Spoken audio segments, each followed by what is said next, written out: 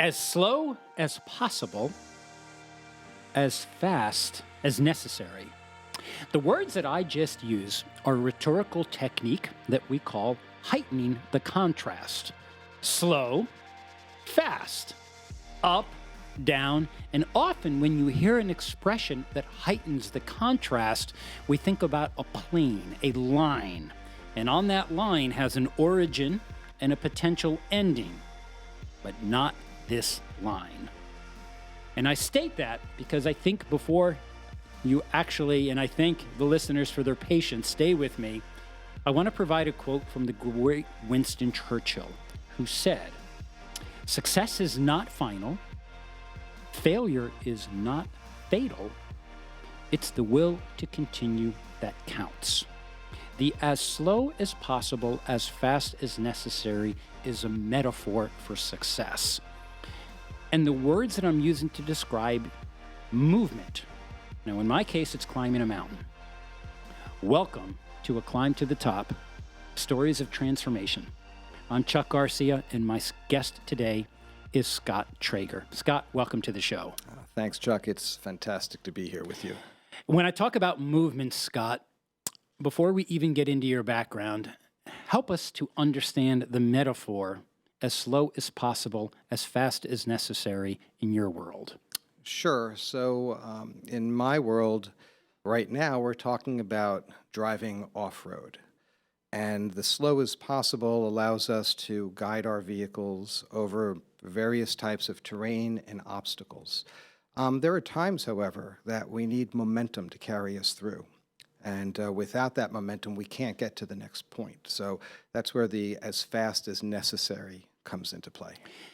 Yet when I segued from there to the Winston Churchill quote that ends with, "It's the will to continue that counts," you have a very interesting storyline as to how you got to the description of these movements and ultimately off-road vehicles. And I want to explore that, but before we do, tell us your background. Sure. So I grew up on Long Island, middle-class family. Dad was a sales rep, mom was a homemaker, and, went on to love computers, Nassau Community College, woohoo, associate's degree, went across the street over to Hofstra University, got a job in the defense contracting industry as a computer programmer, doing various types of weapon systems and ASW simulations, and then moved on to Wall Street.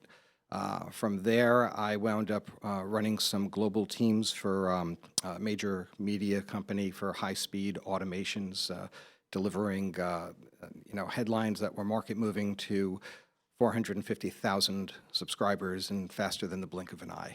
So. And Scott, for our listeners, you and I live in the same town. We used to commute just about every morning from a station in Westchester. We used to stand on the platform on the 6:19 a.m. waiting for Metro North to take us into the city. And many years ago, I asked you a very innocent question. "Hey, Scott, how are you doing?" What I didn't recognize at the time is that you were blazing new trails, but they were fraught with obstacles and opposition. Bring us to that moment, Scott, where you were working for a large media company, yet on the platform you were talking to me about something else. What were you describing about 11 years ago, I'm thinking? About that. And that was a loaded question you asked me. And I had just previously come from a planning board meeting. So my passion is driving off-road, going out into the woods. It relaxes me, and taking my Jeep and navigating through terrain and obstacles. And I had come up with this crazy idea that I wanted to do something with my passion.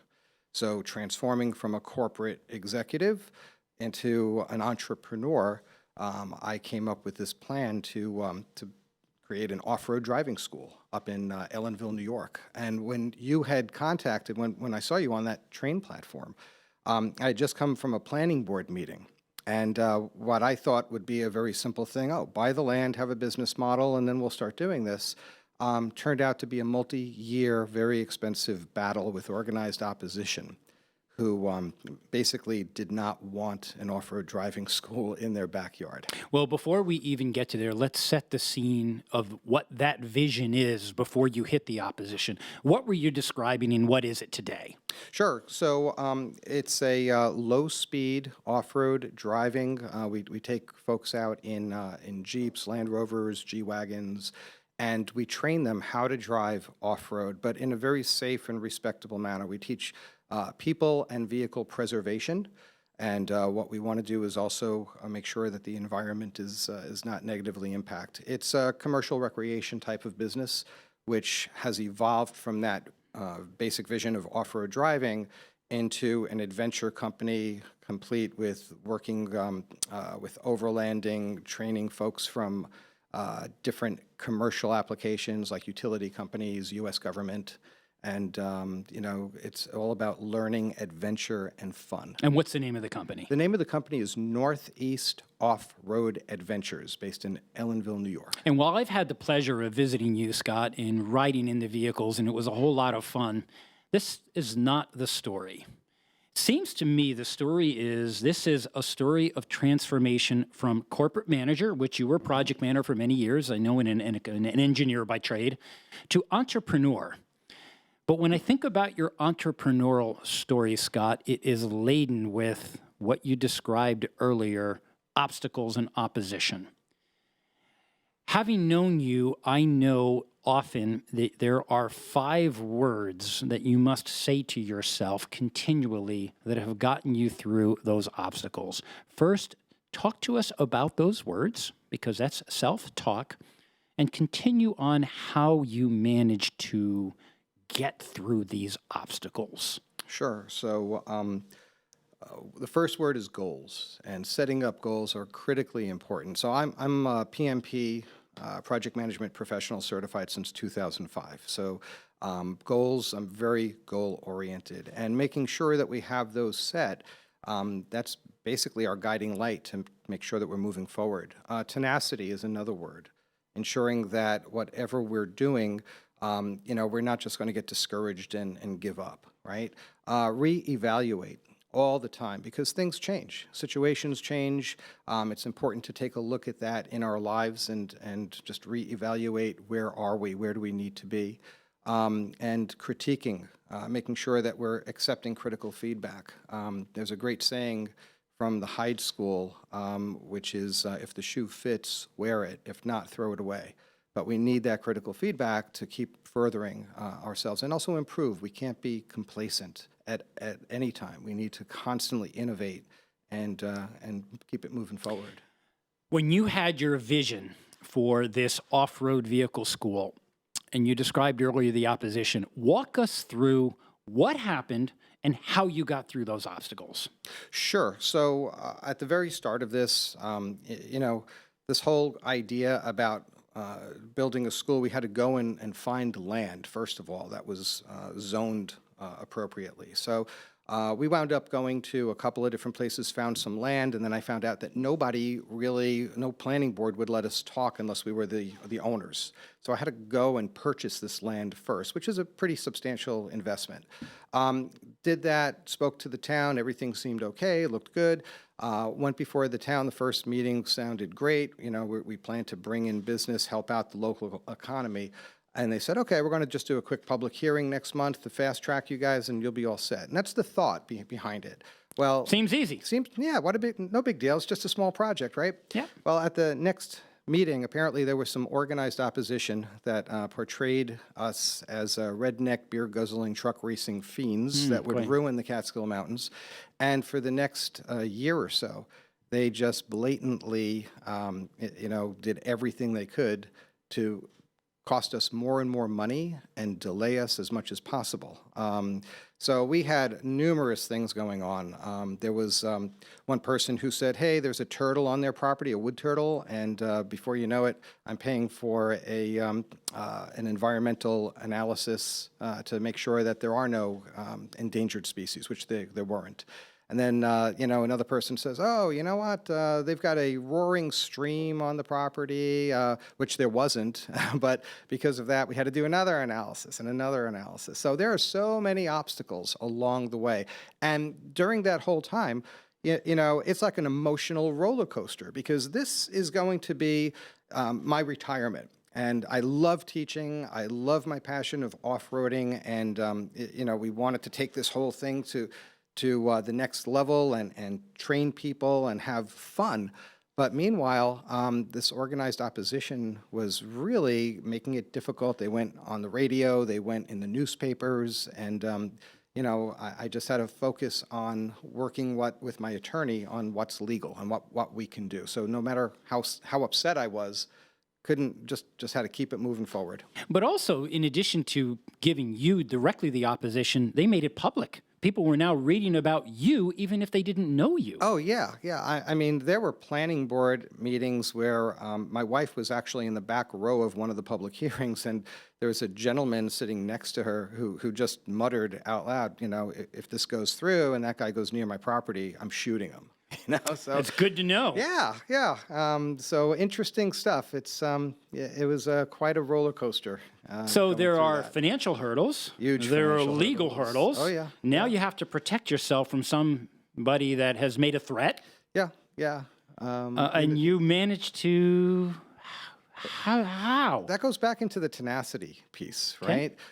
Because I believed in what we were doing. I mean, it's a passion-based business. I invested heavily in the business as well as myself. I went out west, studied schools out there, became certified as an international four-wheel drive trainer, and just wanted to make this happen. And not for nothing, these people were just ill-informed. It was just a couple of people that were doing whatever they could to influence the neighbors and the masses against us. And after we got through all of that, all right, I had to have so many concessions that we could only operate 3 months or 3 seasons. We couldn't go past 4 o'clock. We could only have X number of vehicles and all these concessions, which I gave. Because I figured, let me get my foot in the door, and then we'll work it afterwards after people really see what we're about. And you never lost faith? No, absolutely not. So part of your tenacity, your goals, your tenacity, your reevaluation, critique, and improve, all of that must have been Scott self-talk.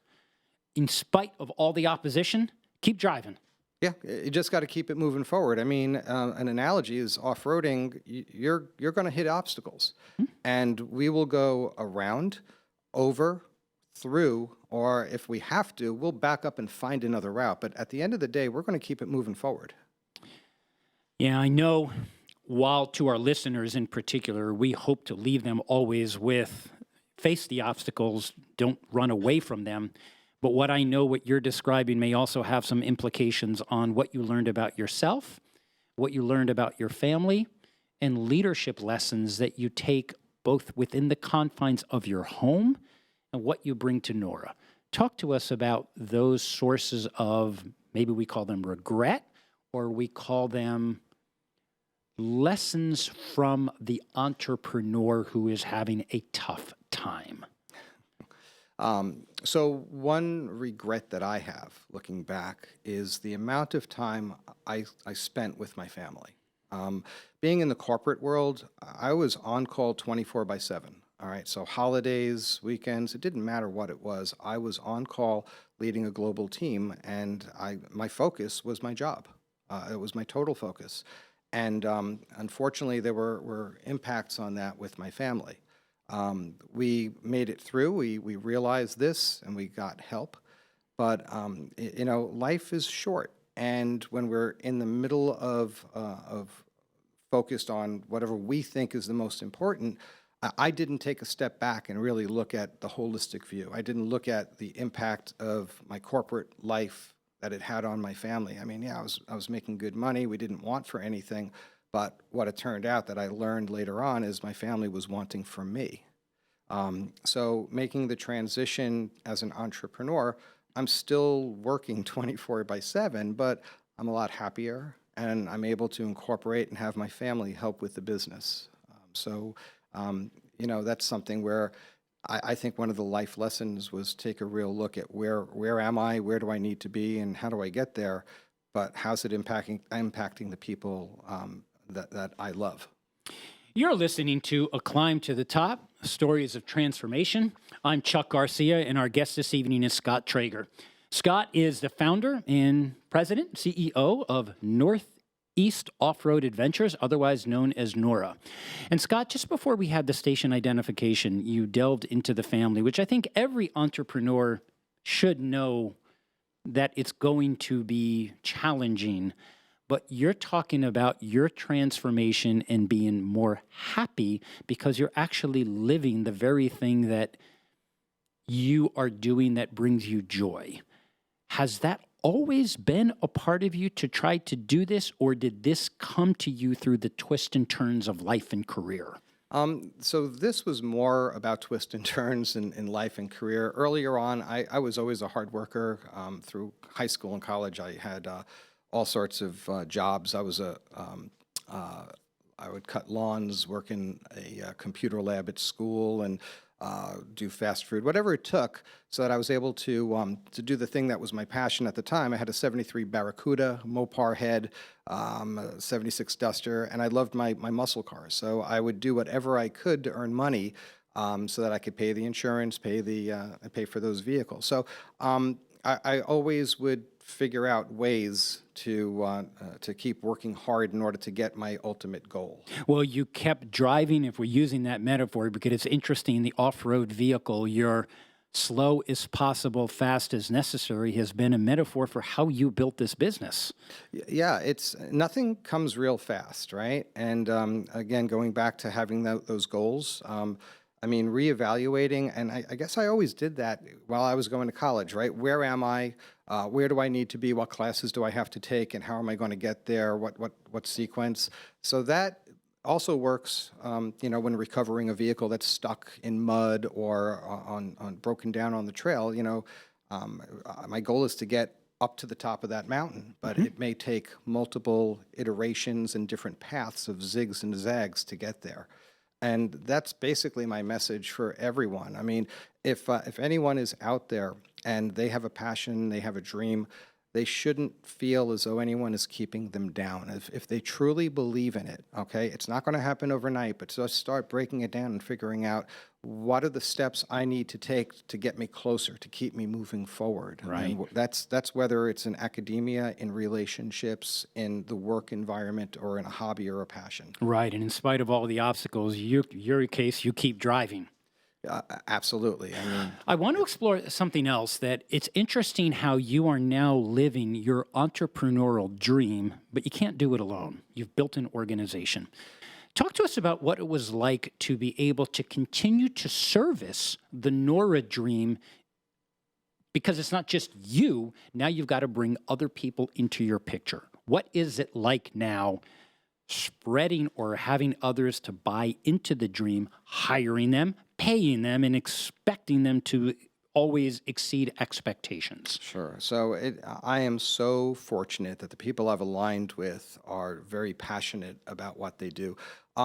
Many of them, when I started driving off-road back in 2004, 2005, I joined a club, and that club afforded me to build some great relationships with some really, really talented folks who build off-road vehicles and wheel, and I became a secretary and officer of that club. And what we wound up doing is going out every opportunity I could to wheel, regardless of weather. And a lot of those folks are the core that started working with me on this project. And then over at NORA, what we have are, folks that come in and they take a couple of classes, and then after that they become groupies and they just want to hang out and with us, and then they become volunteers for some of the bigger events that we do up at Hunter Mountain Ski Resort or other locations.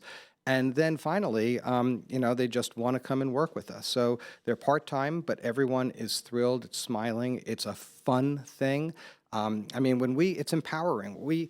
We take folks who have never done this before, and many people are buying off-road vehicles and they've never gone off-road before. So we're taking them and we're showing them the capabilities of what their rigs can do. and it's a formal class presentation. It's obstacle courses. It's going out on our 75-acre trail network while guides and instructors are doing lessons on the trails side by side with them. And it's empowering. And it's also a metaphor, because I've gotten so many letters. I can think of this one from a woman who said that she didn't think she could do it, but after doing that, she was able to move forward with other aspects of her life because it taught her to just believe in herself. Right, to Really, do the it's thing you didn't powerful think you're stuff. capable of Yeah, doing, yeah. and you're there in the service of their belief. That's it. Because you did something that you had to continue to believe in, and who better than you to help someone to believe in themselves? It just happens to be a car. It's awesome. We call it miles of smiles, as people are just enjoying it, and all like-minded enthusiasts. And it's very, as I said before, it's real powerful. Well, it's an interesting lesson here beyond the passion, just having to build the business. You did something that I think a lot of entrepreneurs often regret that they didn't do. You started to build a community of like-minded enthusiasts that are common to your passion and your theme of off-road adventures before you even hired them. So you had a preview. Is that a good way of putting it? Into who could be in your circle before you actually had to bring a commercial consideration to paying them? Yeah, absolutely. I mean, we've got folks who are just so passionate and knowledgeable and powerful with with that knowledge. And along the way, we've made some amazing contacts in the industry. We've got a fabulous relationship with a gentleman, who we met back in 2007, who runs a company who's our major sponsor. And, the whole community, it's just amazing how people will rally together and, do things to help others as well. We do things with the local food bank. We do a lot of things for people with disabilities. We have an entire SOAR program, Specialized Outdoor Adaptive Recreation. And we will take folks, we are working in cooperation with Helen Hayes Rehabilitation Hospital. And we will take people with mobility disabilities, quadriplegics, paraplegics, and we will bring them in and give them trail rides. We have off-road wheelchairs where folks can come in and enjoy. We have competitions that we do for folks as well. We do corporate team building. Anything related to recreational off-roading and recreating in the woods, we offer. We're partnered with wilderness first aid companies and survival skills companies that is taking place over at our facility in Ellenville. This is awesome, because many of our listeners, Scott, do they think about sometimes, particularly our college students, you and I have taught many undergraduates, they often look at the world as the for-profit world and the not-for-profit world. And they sometimes think that the things that you've just described are only something that is situated toward a not-for-profit because they're doing good. But in your case, being the capitalist that you are, you're doing good and you're doing well. That must be a life lesson you can leave our audience with. Absolutely. I mean, there's no reason why you have to choose one or the other. If you take a look at the things that you are passionate about, the things that you want, and also keep in mind, how do you help others? How do you help others to be their best and bring that to them, right? Holding people accountable, but also holding them accountable to doing their best. That's something which I'm a firm believer in. And for those who are out there in the college world trying to figure out if they want to go in a professional career or if they want to go down for helping people, there's no reason that you can't do both.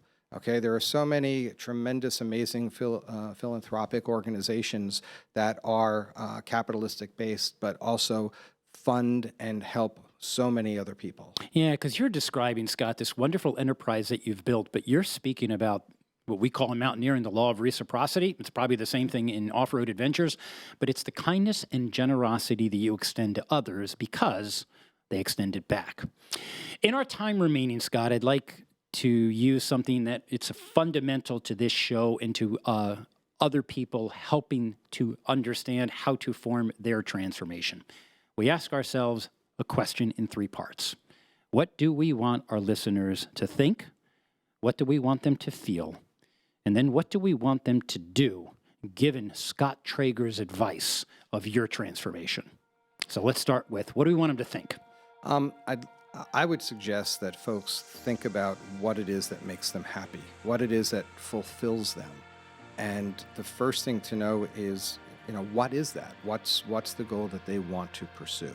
And take a hard look at it, because that's also going to change over time. Throughout stages of my life, there were different things that I was pursuing. What do you want them to feel? I want them to feel empowered. I want them to feel that they have control and that they have a passion. Right? I want them to feel as though they can do it, because they absolutely can. Anybody In spite of can. all the obstacles. Yeah, the obstacles are there. Chuck, it's not about attaining the goal. It's about the journey. And that journey is the experiences that are going to be long-lasting and where we're going to pull in that enjoyment and fulfillment. And what, Scott, do you want them to do? I want them to take action. I want them to do whatever it is that's going to let them feel fulfilled, but don't be complacent. They have to go out there, figure out their goal, what it is that they want to do, and go for it. Life is too short. Thank you for tuning in to A Climb to the Top, Stories of Transformation. I'm Chuck Garcia, and it's been a pleasure to host Scott. Scott Trager, I want to leave our listening audience with one expression, and I want you and I to do it together. 1, 2, 3. As slow as possible. Pause for dramatic effect. As fast as necessary.